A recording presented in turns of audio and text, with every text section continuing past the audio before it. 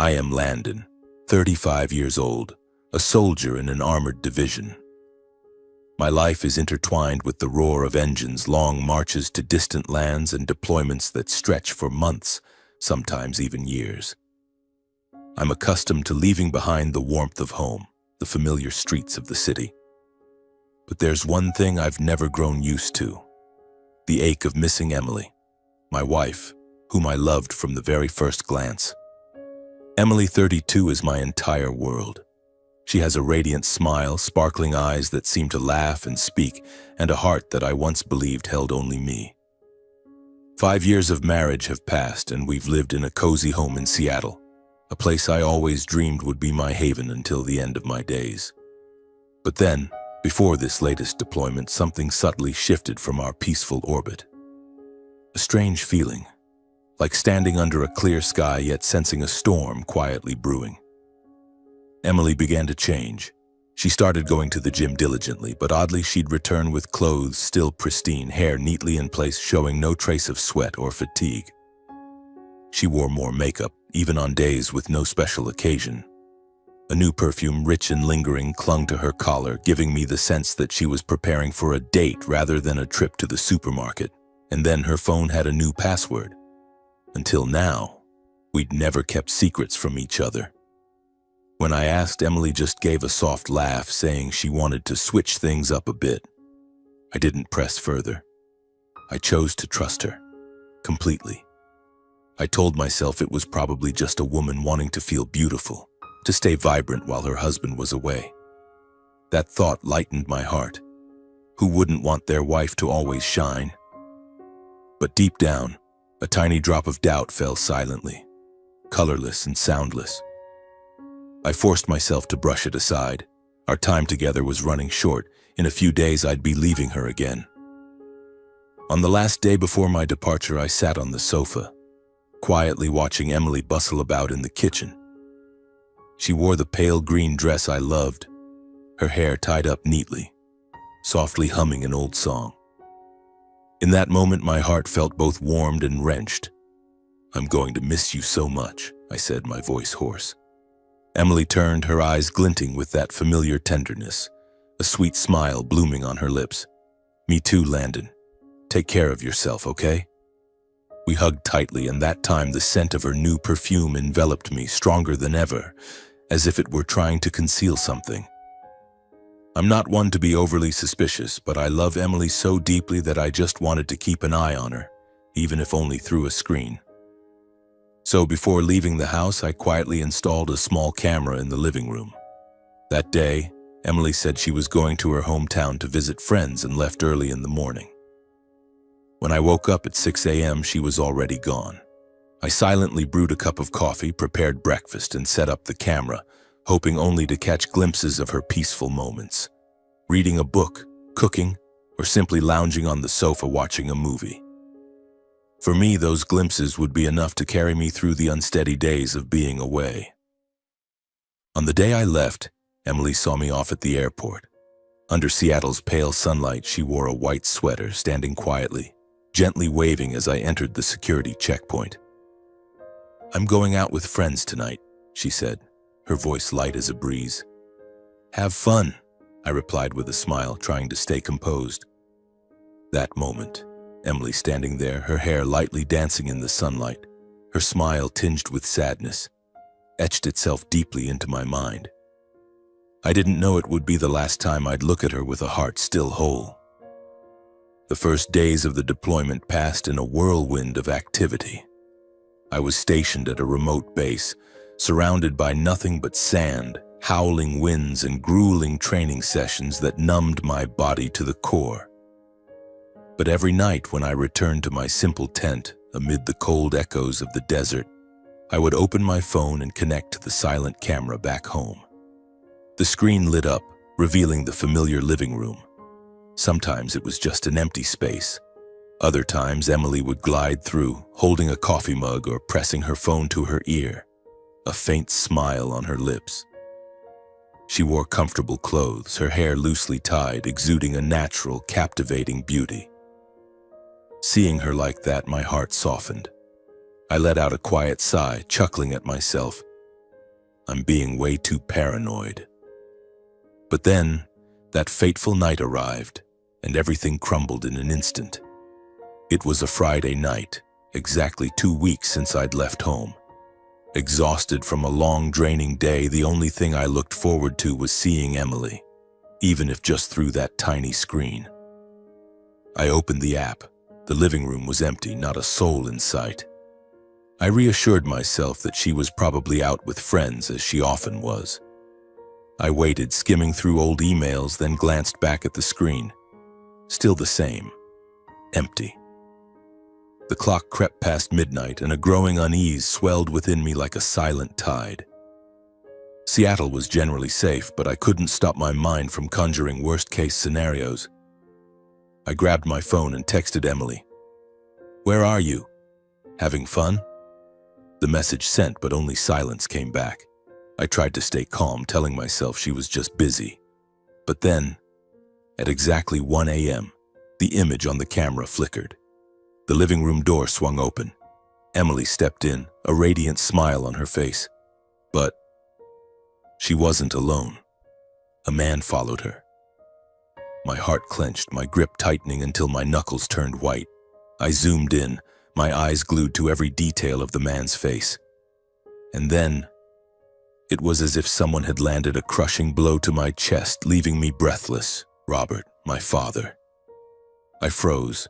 That man, the one who had made my childhood a living hell, the one I'd spent years trying to bury in oblivion, was now casually strolling into my home. He looked the same as ever, salt and pepper hair neatly combed, a dark dress shirt impeccably pressed, his face carrying that smug air of someone who believes they can control everything.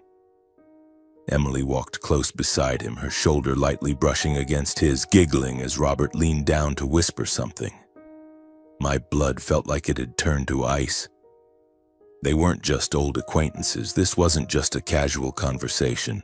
They were far too intimate. Trembling, I rewound the video, watching it over and over, hoping my eyes were playing tricks on me. But no, the footage was as sharp as a blade.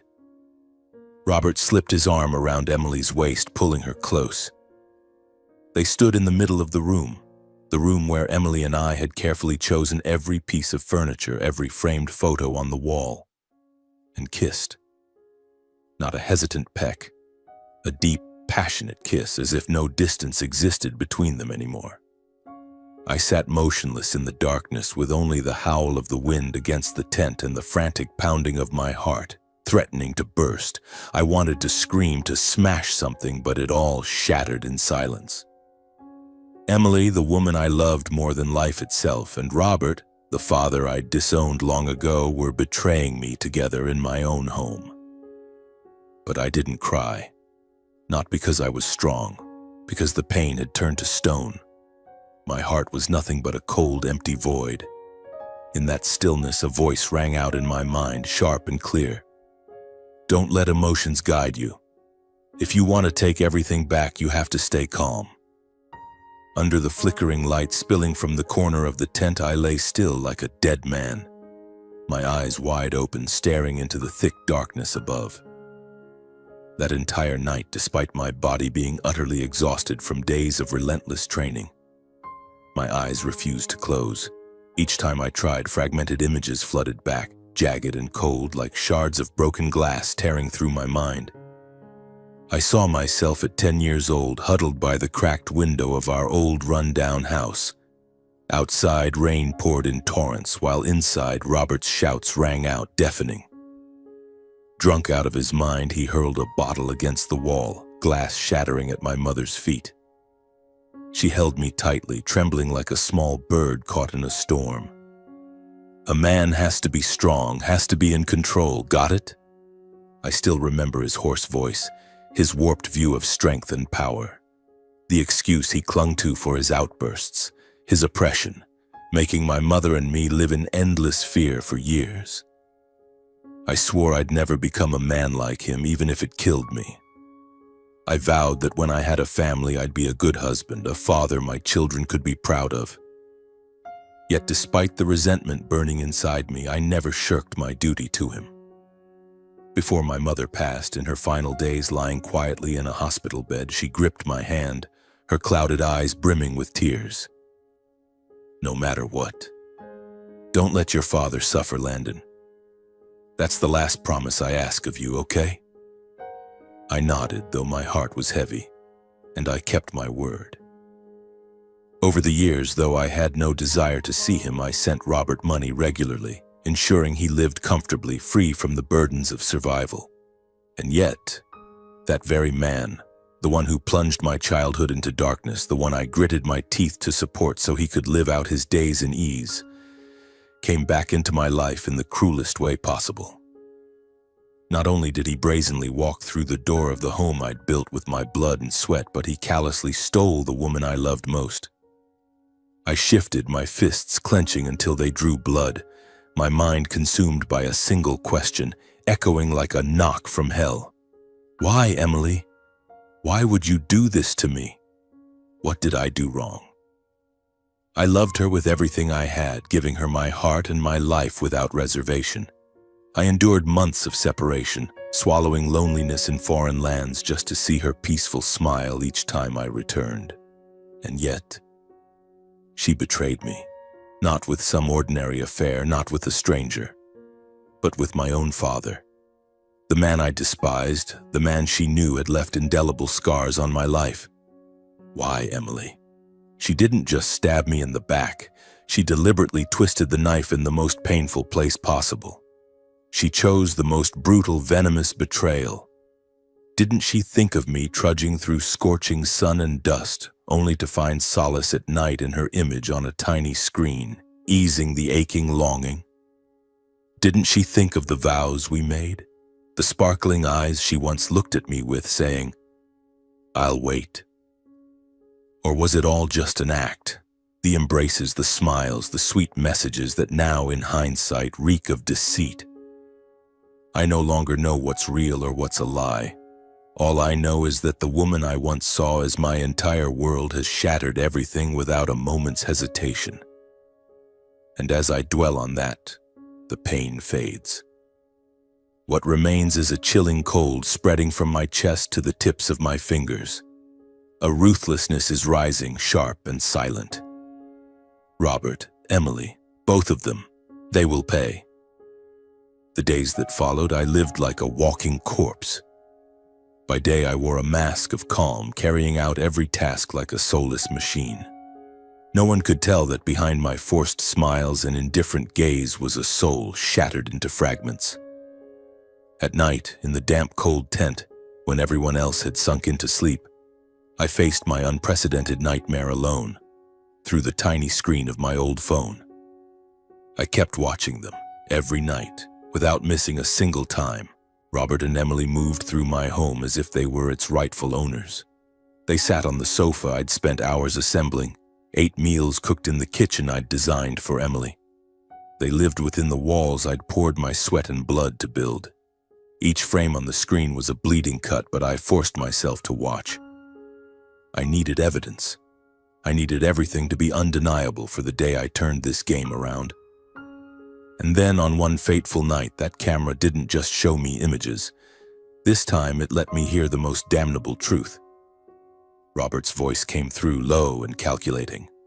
"All you need to do is sign the divorce papers soon and I'll handle the rest. The house, the car, the savings account, you should at least get half." My body froze. My ears rang, but each word hammered into my mind like nails. Emily's voice was light, yet it cut colder than a blade. "He's got quite a bit in his retirement fund and investments. If we play it smart, I could get even more than that. Just help me with the legal side." They were dividing my assets, while I hadn't even touched a pen to sign divorce papers while I was still alive, fighting each day in this harsh place. Those two were calmly calculating how much they could plunder behind my back. A chilling fear pierced my heart. I knew the law.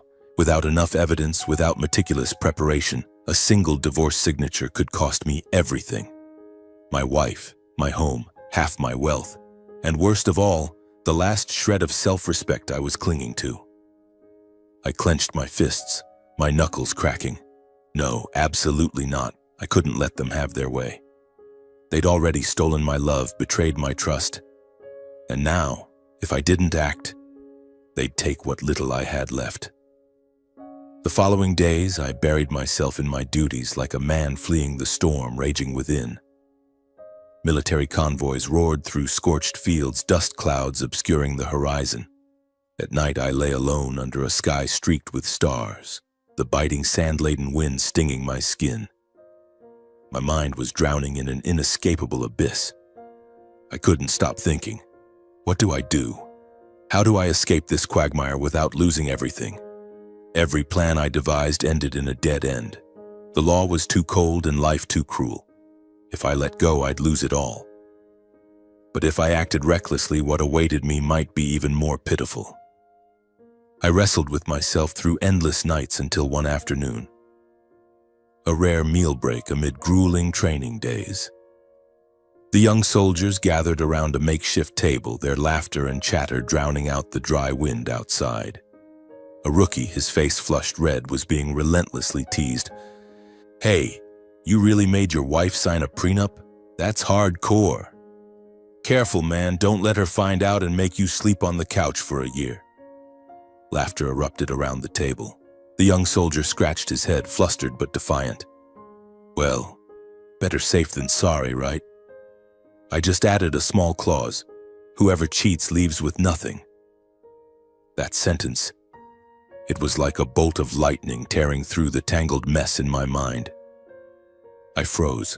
It was as if someone had pulled me from the depths, letting me breathe fresh air for the first time after days of drowning in despair. A prenup. 5 years ago, on the day we signed our marriage certificate, Emily had giggled when I hesitantly suggested a prenuptial agreement. "You're so cautious, Landon. As if I'd ever betray you," she'd said, playfully pinching my cheek, her eyes sparkling with what seemed like boundless affection. Back then, I'd just laughed it off, treating it as a formality, never imagining I'd need it one day.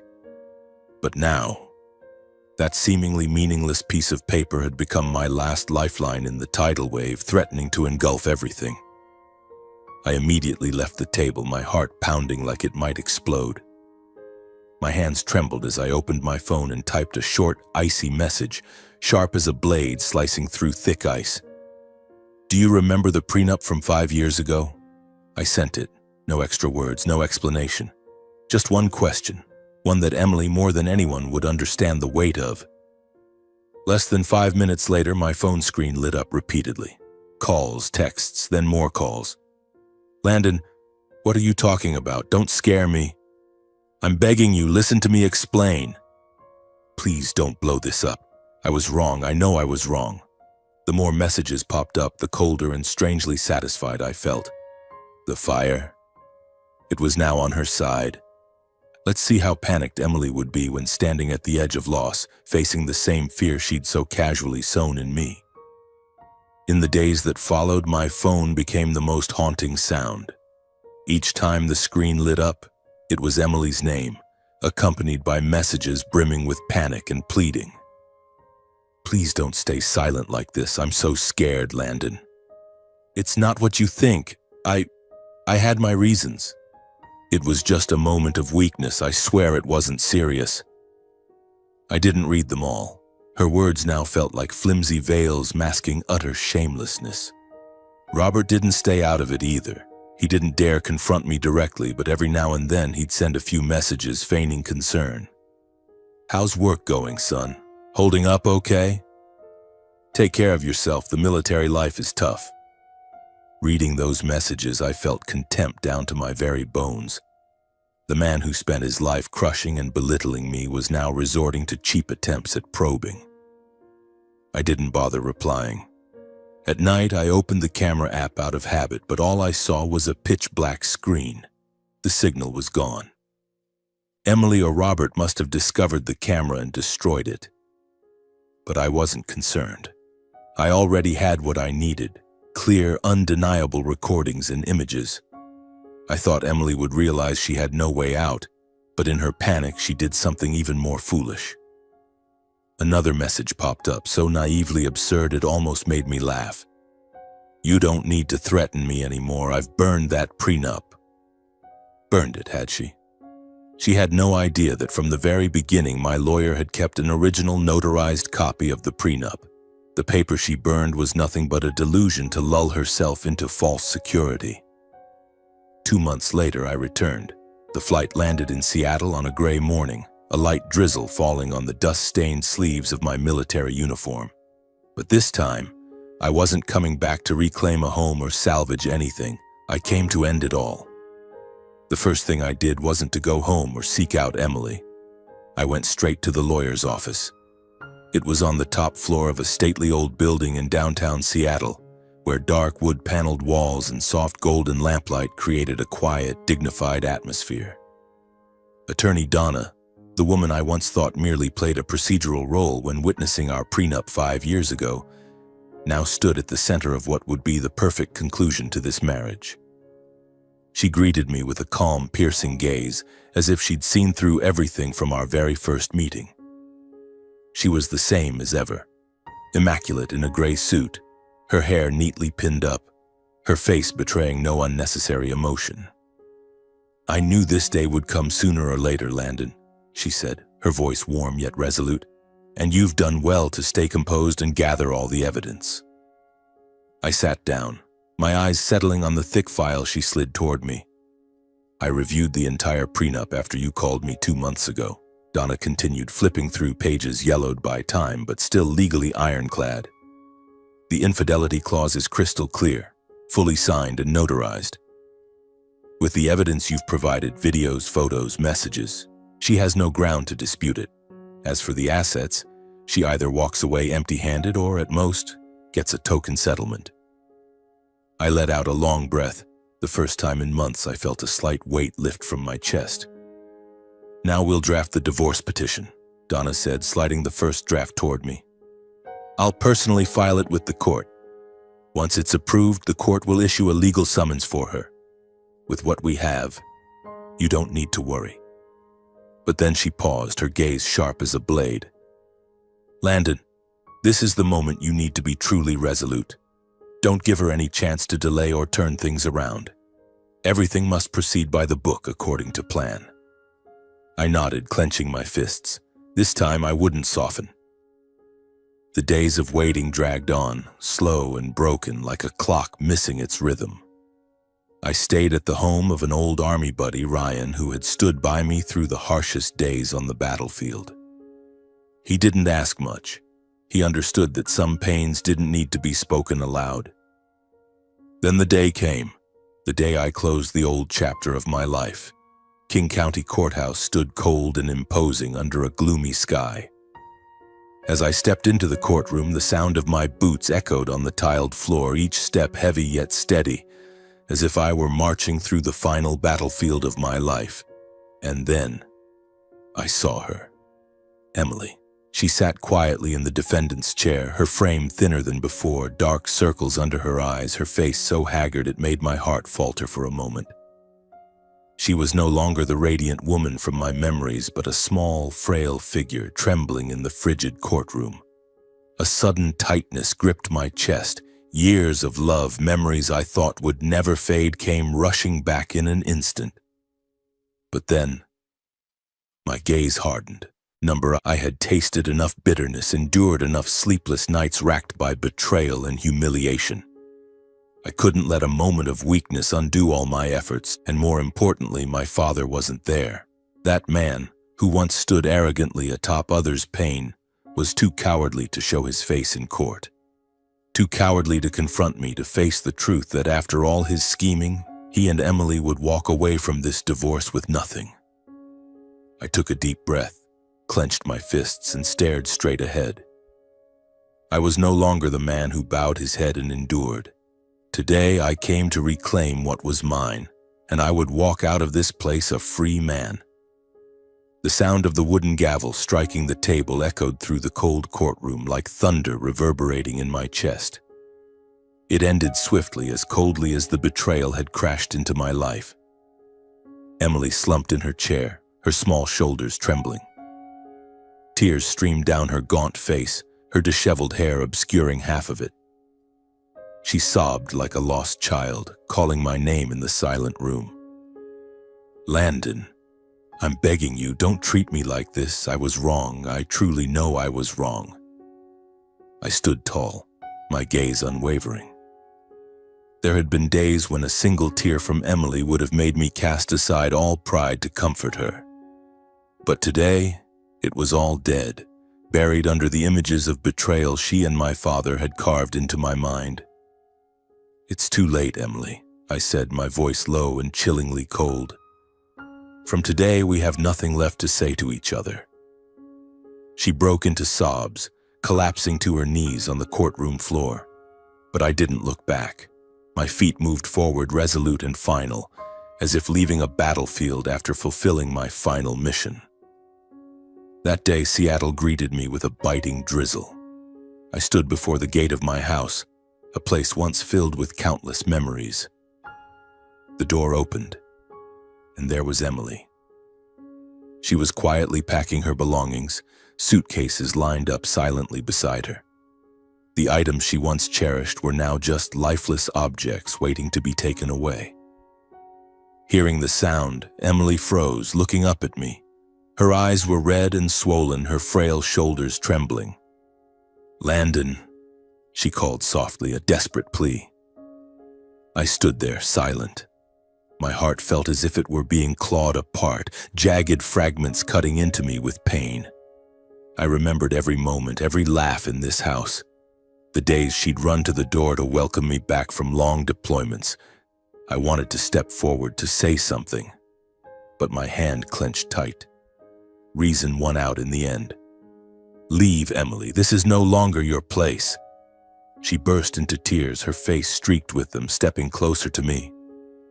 "Landon, just this once, let me explain. I don't want it to end like this." I stepped back, my gaze icy. "We ended long ago. Today I'm just saying it out loud."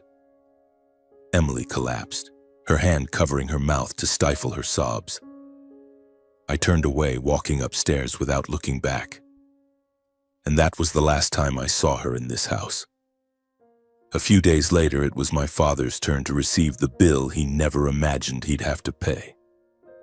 I went to the bank and canceled all monthly allowances. Every automatic payment stopped immediately. No more silent streams of money flowing into his account at the start of each month. I terminated every automatic payment under my name for the old house where he lived. Electricity, water, property taxes, maintenance fees, all cut off without mercy. A man like Robert, who spent his life leeching off others, would now taste the same poverty, coldness, and loneliness he once forced upon my mother and me. I left no message, no call. Silence was the harshest sentence for those who once smiled atop others' pain. I no longer hated. I simply severed ties, forever. The months following the trial passed in an unfamiliar stillness. For the first time in years, I was no longer torn between deployments and sleepless nights wrestling with loneliness. I returned to my military duties, but this time things felt lighter. The training sessions were no longer just a way to escape pain. They became a place to rebuild myself, stronger, calmer, and unburdened. The house was now filled with quiet. No more forced laughter, no lingering scent of perfume in the living room. I cleared everything out, getting rid of the mementos that once tethered me to the past. Peace didn't come immediately, but it came, silently, slowly, like the early winter sunlight creeping through the window. Then one day my phone buzzed. I glanced at the screen, recognizing the number, Emily's mother. I answered, keeping my voice steady. "Landon." She hesitated. "How have you been holding up?" I stayed silent. Perhaps she didn't expect any comforting words because her voice soon choked with emotion. "Emily. She's staying with me now. She's so thin, barely eats anything. She just sits there all day, lost in thought. She says, every night she dreams of you, then wakes up in tears." I swallowed hard, a burning sensation spreading through my throat. But I said nothing. I'm not asking you to forgive her, she sighed. I hope you won't hate her forever. She's suffered enough already.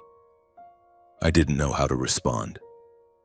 Some wounds, though no longer bleeding, still throbbed painfully when touched. A few months later, I drove to visit my mother's grave. Passing by the house where I was born and raised, I saw a for sale sign staked in the front yard. I pulled over at the neighbor's house across the street, an elderly man I knew.